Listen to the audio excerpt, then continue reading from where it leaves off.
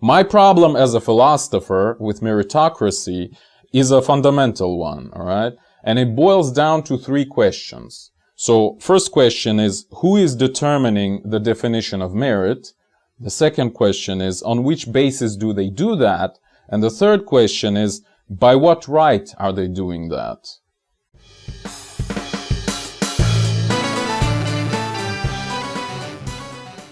Greetings, this is Eugene the Philosopher, the greatest living philosopher after the unfortunate passing of Quentin Robert de Nameland, who has been the greatest living philosopher before me. In this video, I wish to discuss meritocracy. And what is meritocracy? Well, it is a system, organization, or society in which people are chosen and moved into positions of success, power, or influence on the basis of their demonstrated abilities and merit, according to Merriam-Webster at least. So, on the surface, you might say, well, what a great system, right? Because, well, with meritocracy, we'll have like the best people in power, not the people that we have today, for example. Joe Biden, you know? But there is, like, once you scratch this surface, some big problems start to appear, all right? And probably, like, well, one of the obvious problems is that who's gonna decide what people are the best? That's kind of like, on the surface, we kind of know what people are the best, right? They're like the smartest, the strongest, the funniest, the most beautiful, etc., etc. But all these criteria are rather vague, I would say. Firstly, and secondly, like, why exactly do we consider these people the best and not like some other combination of traits or whatever? And I would actually go as far as to claim that any system is meritocratic, all right? And the difference is in the definition of merit. By the way, watch my video, Philology and Logophily, I think it was called, where I discussed precisely that, like the issue with definitions of things. So it's a philological issue, like what we call the best, right? People, in this case, in the case of meritocracy, that is. So you might say, well, okay, we can develop tests, for example, right? Like they do in China or whatnot, to like determine what kind, like which people are the best for to be in power. Well, then the values of the people who develop the test and perhaps enforce it in some way or apply at the very least would be imprinted on those tests, right? And by proxy, obviously, to the people these tests are applied to. So even if you want to pick a trait that is more or less well defined, there is still an argument to be made that the tests we may develop for such a trait are very ambiguous, all right? So see all the controversy around the IQ tests as an example, right? So many people, for example, disagree that IQ tests actually represent a good proxy for intelligence, right? So what are you gonna do to those people? You're just gonna make them shut up or something? I don't know, under your beautiful meritocratic system. Well, good luck with that, I would say. So, plus, even a test which is already in place can still be rigged, right? Just purely on a technical side, like in the movie Gattaca, for example. A pretty good movie, actually. Or, like, if not on the like purely technical side, on the human side, so to speak, by bribery, for example, or other type of corruption, or whatever other type of abuse of the system there might be. Because again, once you've established the system, people would try to look for ways to trick it, and then you would start overcomplicating it, and then it would turn into a huge monster that would kind of devour itself eventually, I would say, alright? So yeah, but that's all on like a very like applied technical tactical side. My problem is more of a strategic character, actually, in this video at least. So my problem as a philosopher with meritocracy is a fundamental one, all right? And it boils down to three questions. So first question is, who is determining the definition of merit? The second question is, on which basis do they do that? And the third question is, by what right are they doing that? And considering these questions carefully, you might clearly see that any sort of meritocracy is actually a totalitarian dystopia in disguise. All right? I wish to reiterate here, by the way, the point of Galkovsky, the Russian philosopher, who says that dystopia and utopia are the same thing, essentially.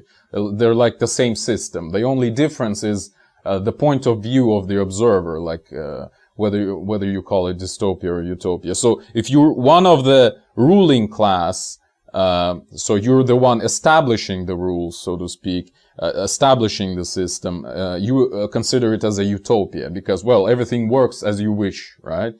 However, if you're on the receiving side, so to speak, of this system, if you're looking from below, then it looks like dystopia because you're like forced to do some things, right? To establish like whatever order these guys above have decided on or upon or whatever.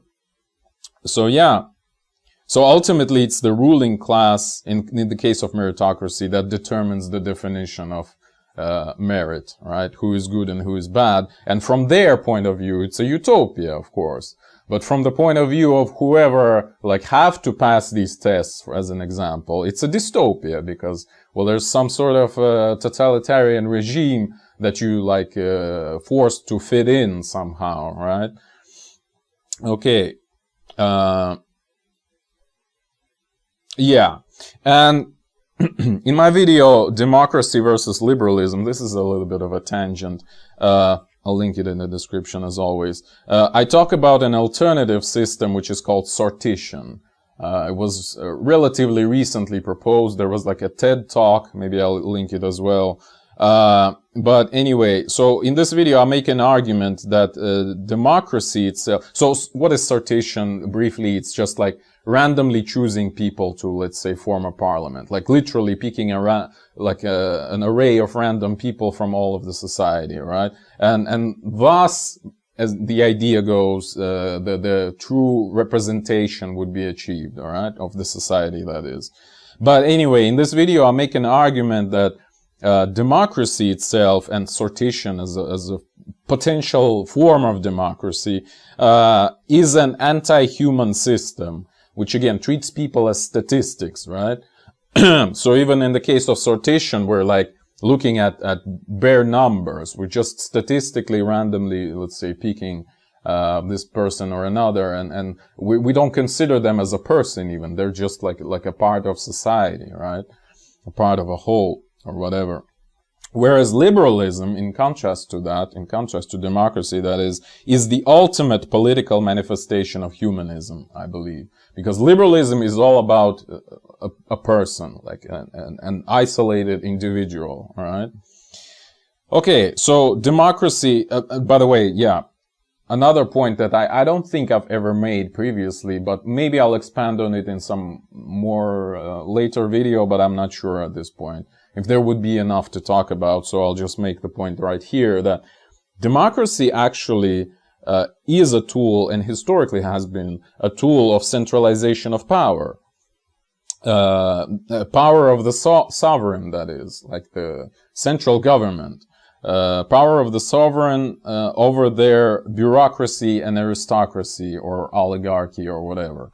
Basically, the sovereign uses the society en masse, so to speak, as a whole, to get support against the bureaucracy that is technically under the sovereign, but the bureaucracy might have a mind of its own, you know, the aristocrats might not like the king, let's say, blah, blah, blah, but the king gets the elections going, and he says, look, all of the society actually supports me, and you guys are like, you better, you know, submit to whatever I'm ordering you. Okay, and just as in that video about democracy and liberalism, I would say that really, like, meritocracy, well, firstly, again, any system is meritocratic, as I've already said, but anyway, like this purified version of meritocracy where we choose the best people according to some whatever random tests that the ruling class has developed, free market is really the only solution, right? Like, whatever you develop, like meritocracy, sortition, those would be the sort of like a corrupted forms of governance. And like the true good form of governance, that's a moralistic judgment, in my opinion, is the free market. And what is free market? Well, it's basically the lack of government, the lack of politics, essentially. You don't need politics on the free market, because politics is like we have a dimension of power connected to money, and we have like another dimension slightly like perpendicular maybe even to it, or, well, never mind. So other dimension of power represented in politics, right? Like voting, like popular support, that kind of thing. But really, do you need these two different dimensions if you can actually, by all means, practically